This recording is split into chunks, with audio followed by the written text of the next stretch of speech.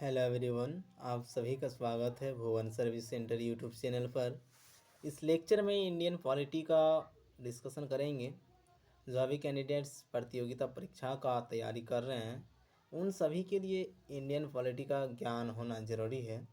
इसलिए आप सभी के लिए डेली इंडियन पॉलिटी का वीडियो अपलोड हो रहा है। आप सभी पिछले वीडियो को भी देख सकते हैं चैनल पर विजिट करके। जो भी न्यू कैंडिडेट चैनल पर विजिट किए हैं चैनल को सब्सक्राइब करके बेल आइकन प्रेस करेंगे और हमारे माध्यम से जो भी नोटिफिकेशन रिलीज़ की जाएंगी वो सभी आप सभी को सबसे पहले प्राप्त होंगे। इस लेक्चर को स्टार्ट करते हैं। राष्ट्रपति व उपराष्ट्रपति। संघ की कार्यपालिका के शीर्ष पर राष्ट्रपति पदासीन है। अनुच्छेद 53 में कहा गया है, संघ की कार्यपालिका शक्ति राष्ट्रपति में निहित होगी। राष्ट्रपति का निर्वाचन आनुपातिक प्रतिनिधित्व पद्धति के अनुसार एकल संक्रमणीय मत के माध्यम से एक निर्वाचकगण द्वारा होगा।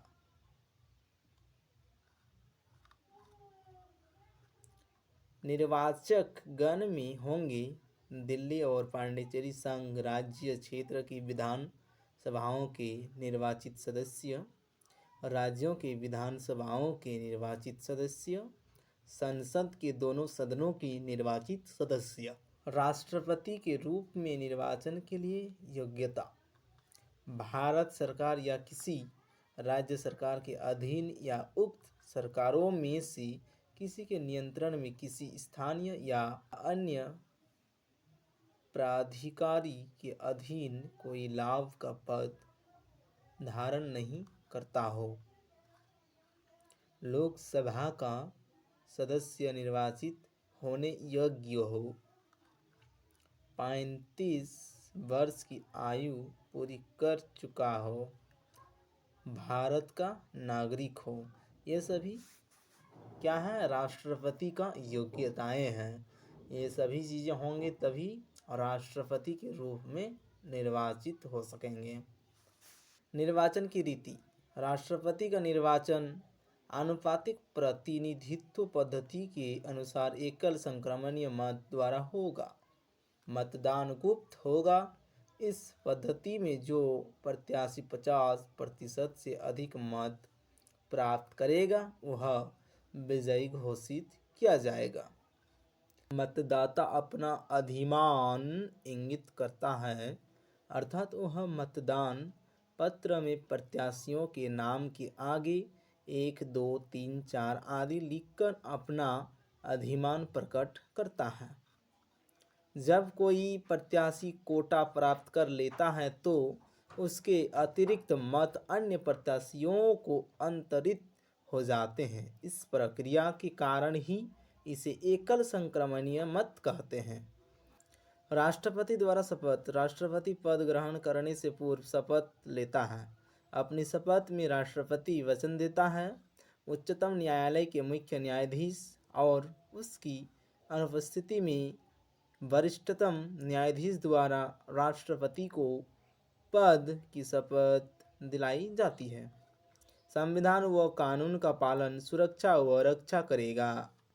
वह अपने पद के प्रति वफादार रहेगा। स्वयं को भारत के लोगों की सेवा व कल्याण करने में समर्पित करेगा। राष्ट्रपति के पद की शर्तें। संविधान द्वारा राष्ट्रपति के पद के लिए निम्नलिखित शर्तें रखी है। वह संसद के किसी भी सदन अथवा राज्य विधायिका का सदस्य नहीं होना चाहिए। यदि कोई ऐसा व्यक्ति राष्ट्रपति निर्वाचित होता है तो उसे पद ग्रहण करने से पूर्व उस सदन से त्याग पत्र देना होगा। उसके वेतन व भत्तों को उसके कार्यकाल में घटाया नहीं जा सकता। उसे बिना कोई किराया चुकाए आधिकारिक निवास राष्ट्रपति भवन आवंटित होगा। वह किसी लाभ के पद पर न हो। उसे संसद द्वारा निर्धारित लाभ, भत्ते व विशेष अधिकार प्राप्त होंगे। 2008 में संसद ने राष्ट्रपति का वेतन 50,000 से 150,000 रुपये प्रति माह तथा पेंशन 3 लाख प्रति वर्ष से बढ़ाकर 9 लाख रुपये प्रति वर्ष कर दी है। राष्ट्रपति को अनेक विशेष अधिकार प्राप्त है। वह अपने आधिकारिक कार्यों में किसी भी कानूनी जिम्मेदारियों से मुक्त होता है। अपने कार्यकाल के दौरान वह किसी भी आपराधिक कार्यवाही से मुक्त होता है, यहाँ तक कि व्यक्तिगत क्रिया से भी वह गिरफ्तार नहीं किया जा सकता, न ही जेल भेजा जा सकता है। हालांकि 2 महीने के नोटिस देने के बाद उसके कार्यकाल में उस पर उसके कार्यों के लिए अभियोग चलाया जा सकता है। कार्यकाल, महाभियोग व पद रिक्तता। राष्ट्रपति का कार्यकाल। राष्ट्रपति का कार्यकाल 5 वर्ष का होता है। हालांकि वह अपने कार्यकाल की अवधि में किसी भी समय अपना त्यागपत्र उपराष्ट्रपति को दे सकता है।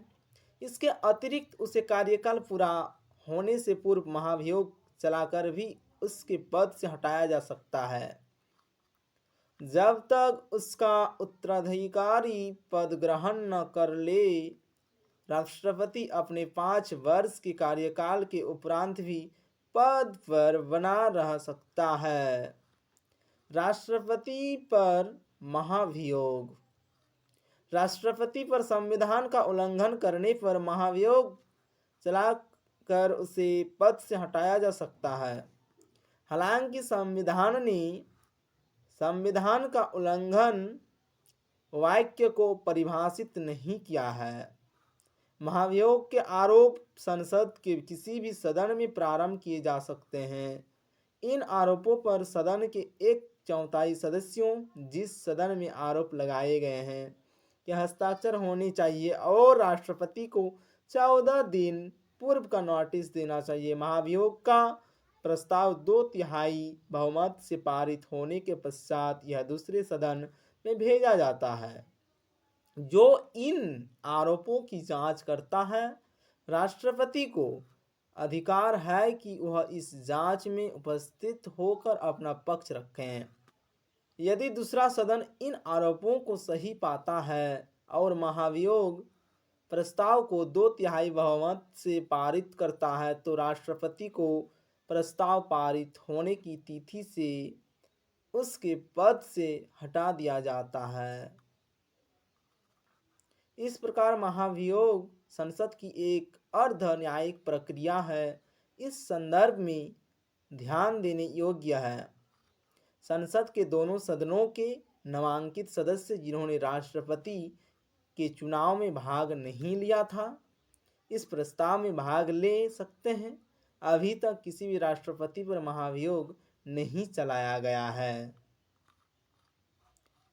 राष्ट्रपति के पद की रिक्तता। राष्ट्रपति का पद निम्न प्रकार से रिक्त हो सकता है: उसके त्यागपत्र देने पर, उसकी मृत्यु पर, महाभियोग प्रस्ताव द्वारा उसे पद से हटाने पर, 5 वर्षीय कार्यकाल समाप्त होने पर, अन्यथा जैसे यदि वह पद ग्रहण करने के अयोग्य हो अथवा निर्वाचन अवैध घोषित हो। यदि पद रिक्त होने का कारण उसके कार्यकाल का समाप्त होना हो, तो उस पद को भरने हेतु उसके कार्यकाल पूर्ण होने से पूर्व नया चुनाव कराना चाहिए।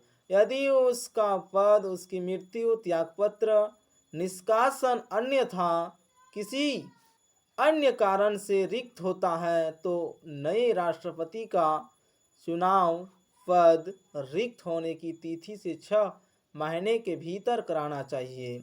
नया निर्वाचित राष्ट्रपति पद ग्रहण करने से 5 वर्ष तक अपने पद पर बना रहेगा। यदि राष्ट्रपति का पद उसकी मृत्यु, त्यागपत्र, निष्कासन अथवा अन्य किन्हीं कारणों से रिक्त हो, तो उपराष्ट्रपति नए राष्ट्रपति के निर्वाचित होने तक कार्यवाहक राष्ट्रपति के रूप में कार्य करेगा। यदि उपराष्ट्रपति का पद भी रिक्त हो, तो भारत का मुख्य न्यायाधीश अथवा उसके भी पद रिक्त होने पर उच्चतम न्यायालय का वरिष्ठतम न्यायाधीश कार्यवाहक राष्ट्रपति के रूप में कार्य करेगा तथा उसके कर्तव्यों का निर्वाह करेगा। जब कोई व्यक्ति जैसे उपराष्ट्रपति भारत का मुख्य न्यायाधीश अथवा उच्चतम न्यायालय का वरिष्ठतम कार्यवाहक राष्ट्रपति के रूप में कार्य करता है अथवा उसके कर्तव्यों का निर्वाह करता है तो राष्ट्रपति की समस्त शक्तियों व विशेष अधिकार प्राप्त होते हैं तथा वह संसद द्वारा निर्धारित सभी वेतन भत्ते व विशेष अधिकार भी प्राप्त करता है। राष्ट्रपति की शक्तियां व कर्तव्य। राष्ट्रपति द्वारा प्रयोग की जाने वाली शक्तियां व कर्तव्य निम्नलिखित हैं।